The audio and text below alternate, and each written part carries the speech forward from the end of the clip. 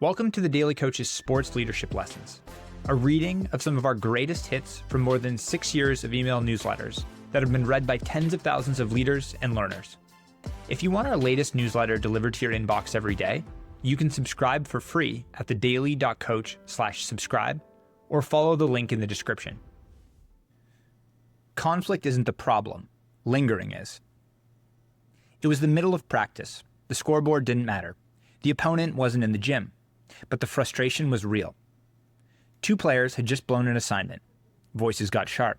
One rolled their eyes. The other muttered something under their breath. And in an instant, the energy shifted from competing against the drill to turning on each other. The coach blew the whistle, not to reset the play, not to install a new scheme, but to reset the team. Because here's the reality. Conflict doesn't always signal dysfunction. It's woven into the fabric of every successful team. Duke University women's basketball coach Kara Lawson put it this way: conflict is a pivotal part of a successful team. There's no absence of conflict in successful teams. You know what there's an absence of? There's an absence of conflict lingering. That's the difference. Think about that. The best teams aren't free of conflict. They're free of lingering conflict. Coach Lawson continued, there's going to be conflict. You're going to be mad at me sometimes, and I'm going to be mad at you sometimes. You're going to be mad at each other. There's going to be conflict. Conflict is inevitable. Friction is part of the art of being human and the journey of leadership. But here's the separator. The teams that have success, they don't allow the pettiness to linger. They don't allow it to fester. You have an argument and a difference with somebody on the team. That's going to happen. Squash the thing when it's over, she said. How often in our own organizations and lives do we let a comment from a colleague or partner in the morning carry into the afternoon and the day?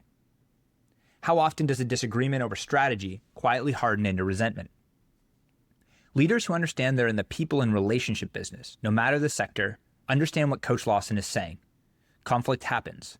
Lingering is optional, and it's a choice. And the only way to prevent lingering is through commitment.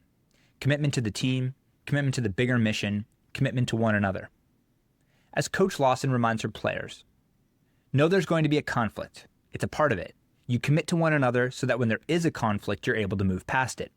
That's why you commit to someone else. You're going to have conflict. It's inevitable. The principle applies far beyond the basketball court. This is a mindset and perspective we can use to reframe how we see conflict and how we respond to conflict. Every great company, every connected locker room, every dynamic family, the difference between those who thrive and those who fracture is never the presence of conflict. It's how quickly and intentionally it's acknowledged, taken accountability for, and moved beyond. So the next time tension rises in your team or in your life, don't waste time pretending conflict can be avoided. Expect it, address it, lean into it, and most importantly, don't let it linger. Because trust, culture, and connection aren't built in the absence of conflict.